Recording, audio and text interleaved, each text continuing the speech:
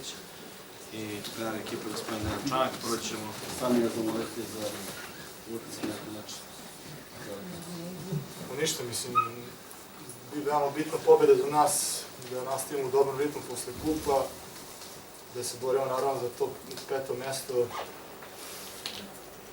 Dobro, to manje bitno, sad bitno smo nastavili u dobrom ritmu, znali smo kako da se utakmica očekuje, budućnost, kvalitetna ekipa, možda to sigurno Zvezda najbolje u ligi, tako da je jedna bitna pobjeda za nas, mi se okrećemo kad se deviti, za vikend igramo i idemo u pobjedu. Hvala gospodine Nitoviću. Da li imate pitanja za košarkaše Partizana? Ako imate, molim vas da se predstavite i kažete s koje redakcije dolazi. Evo ja ću. Vladan Knežić, Sportski net. Koliko vam sad može značiti što ste uspeli na polovremenu da stignete, ne samo stignete za ostatak, nego i napraviti ubedljivu prednost protiv, kao što sam rekao, druge najbolje ekipe u ligi? Jesi sigurno da energija u drugom polovremenu je bila na mnogo većem nivou nego u prvom, stigli smo minus 14 velike, ja mislim, tako da u drugom polovremenu smo odigrali perfektno, tako treba da igramo celu utakmicu, to je sigurno neki dobar znak za dalje, tako da... Da li imate još pitanja za vršioca dužnosti playmakera Partizana? Upravo to, Đorđe Biljanić igrao si playmakera, te iznenadilo to, kako ti je to izgledalo? Pa dobro, mislim, osao sam Nigela, trener mi je rekao da se spremim da igram tu poziciju, pomogao sam koliko sam moglo, tako da na meni je bilo da odigram najbolje što mogu tu poziciju. Jesi li dobro odigrao, što misliš? Pa ja se nadam da jesi. Vidjet ćemo trenera. Da li imate još pitanja za Sanije? Ukoliko ne, hvala. Hvala.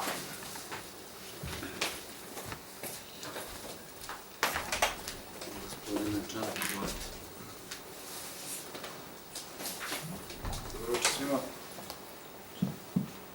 Bitna pobjeda za nas u nekom smislu da potvrdimo ovaj uspeh iz kupa.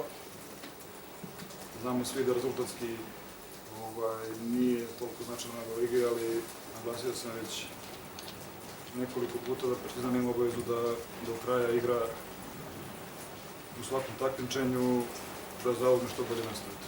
U ovom trenutku naš plafon je 5. mesto i mi ćemo učiniti sve da ga i osvojimo. Kažem, samo utakmica je izuzetno bitna da potvrdimo sami sebi da KUP u Nišu nije bio trenutni neki bljesak ekipe, nego jednostavno da ekipa polako se diže i pruža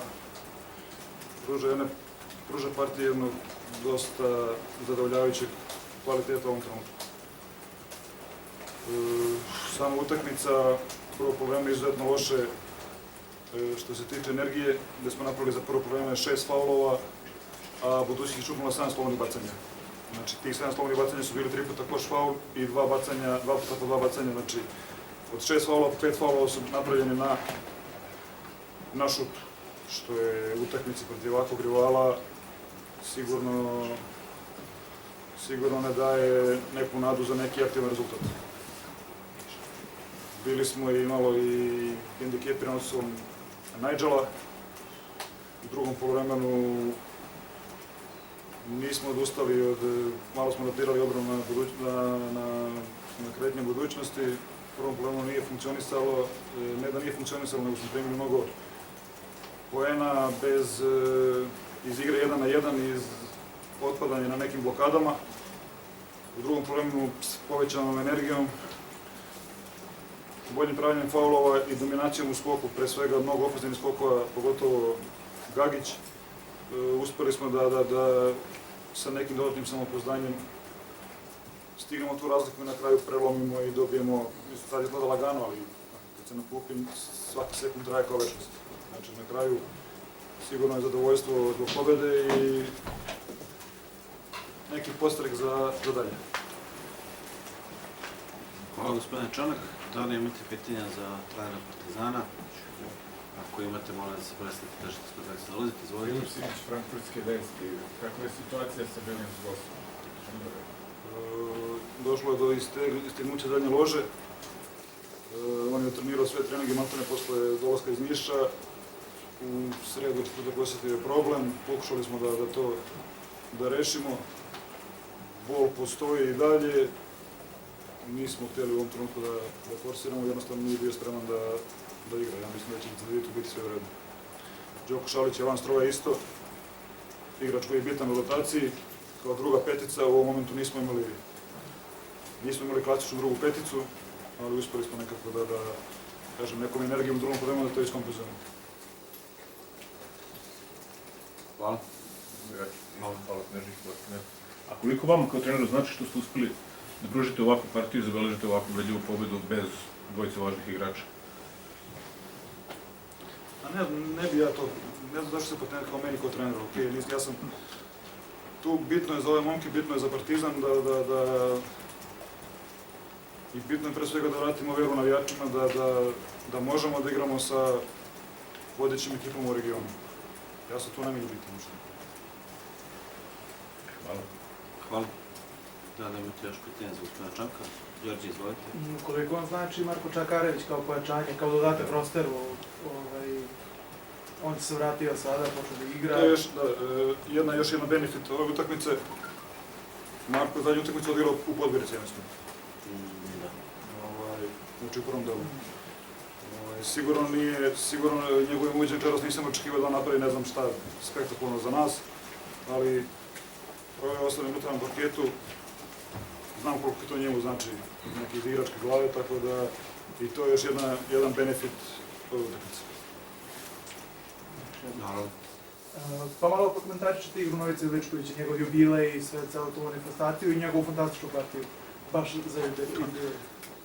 Pogledajte statistiku i sve će biti jasno. 10-9 iz igre, 4-4 za 3, 6-6 penali, 5 asistencija.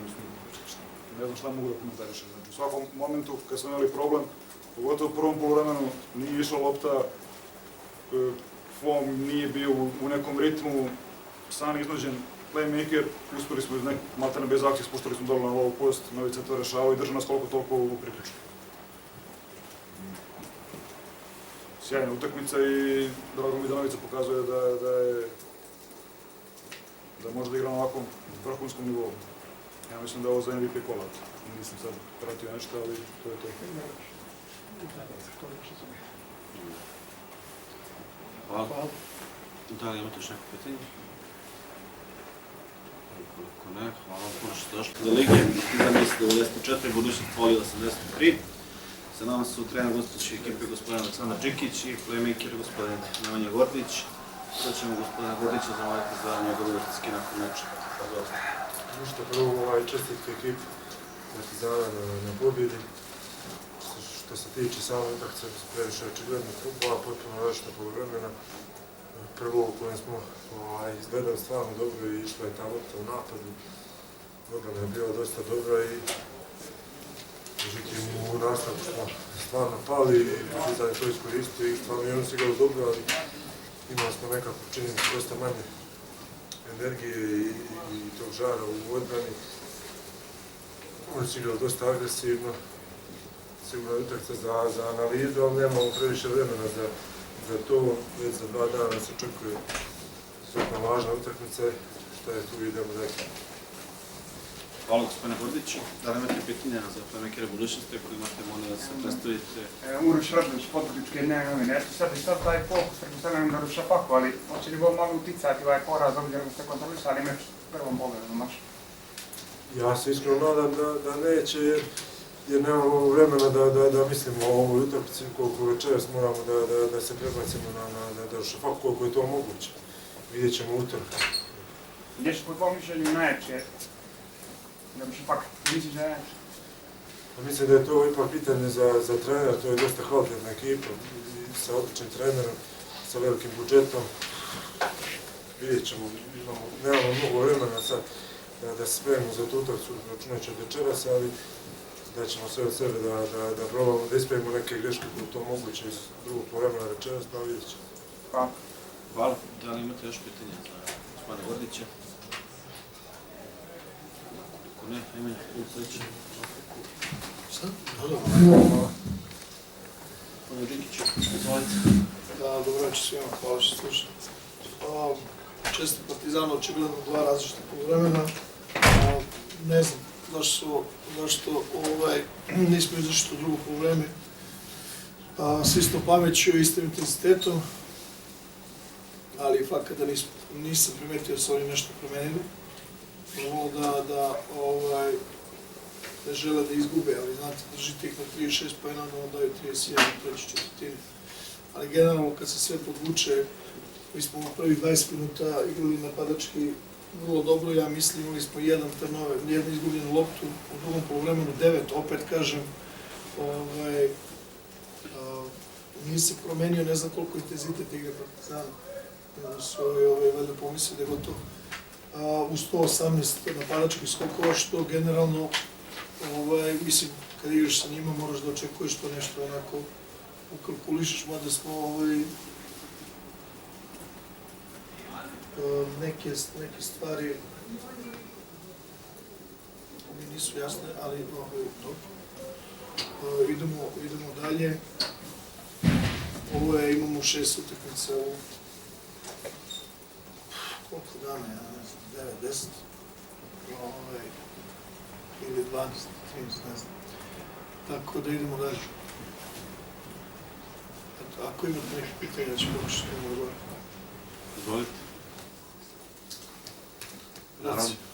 Rekli ste taj pakleni ritem, eto sad ta Darušafaka za mnogi ove momke, možda i meč karijere za budućnost, sigurno velika evropska utakmica. Neka očekivanja da bi iskoristim da ste već tu, da vas pitam.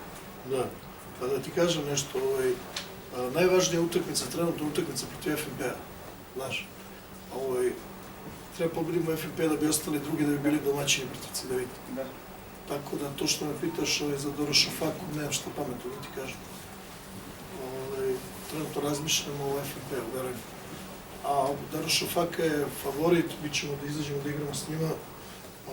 Generalno, u periodu smo posle FIBA prozora, ne znam koliko znate, mi smo dali 9 prstivaca i trenirali smo, ne. Tako da, pravo da vam kažem, ja sam bio iznenađen malo u prvom poluvremenu koliko smo dobro igrali, ali isto tako nisam zadovoljan kako smo pali u drugom. Ali sve to ima svoje zašto i kako, nisam ja tu sad nešto puno iznenađen. Neke stvari kojima smo radili, nismo ih baš odradili kako treba, to je ono što mi smeta.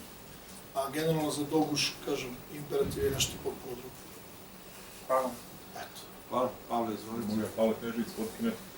Imate možda neki komentar, dobili ste aplauz kada ste ulazili, kako ste se osjećali to, šta vam to znači? Pa dobro, bio sam godinu i pol dana trener ovde, nisam ništa osvojio, ali valjda ti ljudi kapiraju da sam uradio neki dobar posao. Ili ne znam kakav posao, da ja sad ne ocenjujem samog sebe. Ali lep je osjećaj. Kapiram, Partizanova publika uvijek pozdravuje svoje trenere, tako da je to u redu. Niti sam ih ja navikao na to, niti će se to završiti sa mnom. To je građeno mnogo godina. Hvala. Da li imate još pitanja za gospodina Đikića? See you next year. Ne.